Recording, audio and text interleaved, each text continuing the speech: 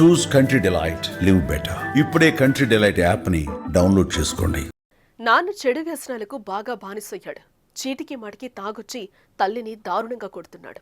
పచ్చి బూతులు తిడుతూ చుట్టుపక్కల పరువు తీస్తున్నాడు. ఇవన్నీ తల్లి కూతురు భరించారు. ఓపిక నశించింది. కట్ చేస్తే తల్లిని కొట్టడానికి తీసుకొచ్చిన రోకలితో తండ్రిని చావుబాతింది. అక్కడి నుంచి నేరుగా పోలీస్ స్టేషన్కి వెళ్లి నా తండ్రిని నేనే చంపాను అంటూ ఏడ్చింది. ఈ ఘటన గ్రామంలో సంచలనంగా మారింది. ఇందుకే ఈ ఘటన ఎక్కడ జరిగింది? పూర్తి వివరాలు చూద్దాం.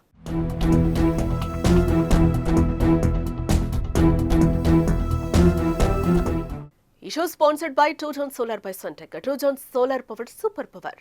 మీ పవర్ బిల్ జీరో కావాలనుకుంటున్నారా? అయితే ట్రూజోన్ సోలార్ పవర్ ని ఇన్స్టాల్ చేసుకోండి.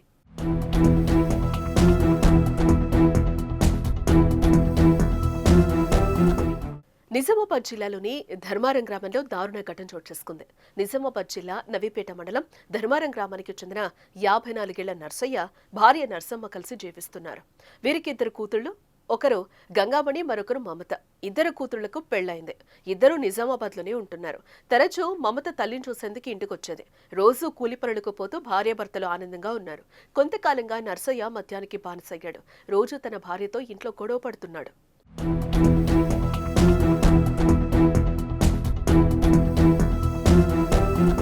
ప్రతిరోజు తల్లికి మనశ్శాంతి లేకుండా చేస్తూ చిత్రహింసలకు గురిచేస్తున్న తండ్రిని నిలదీసింది. 15 రోజుల క్రితం నర్సయ్య తన భార్య నర్సమ్మను తీవ్రంగా కొట్టాడు. నర్సమ్మ కాలుకు తీవ్రంగా గాయమై బాధతో విలవెల్లాడిపోయింది. తల్లి పడ్డ బాధను చూసి చలించిపోయింది మమత. ఎన్నిసార్లు చెప్పినా తండ్రి వినకపోవడంతో ఆగ్రహానికి గురైంది. తండ్రి నిద్రిస్తున్న సమయంలో రోకలి బండతో తలపై బలంగా కొట్టింది. బాధతో పుల్లయ్య కింద పడి కొట్టుకుని చనిపోయాడు. నేరుగా పోలీస్ స్టేషన్కి వెళ్లి తన తండ్రిని చంపినట్లుగా ఒప్పుకుంది మమత. ఈ ఘటనపై కేసు నమోదు చేసుకుని దర్యాప్తు చేస్తున్నారు పోలీసులు.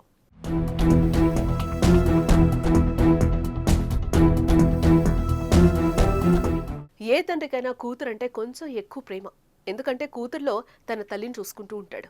కూతురు రక్షణ కోసం దేనికైనా సిద్ధపడతారు. తండ్రంటే కూడా కూతురికి వల్లమాలిన అభిమానం ఉంటుంది. అలాంటిది కూతురు కన్న తండ్రిని చంపిందంటే ఆమె ఎంత మానసికంగా ఆందోళనకు గురై ఉంటుందో అర్థం చేసుకోవాలి. మద్యం ఎన్నో కుటుంబాల్లో చిచ్చు పెడుతుందనడానికి ఇదే నిలువెత్తు సాక్ష్యం.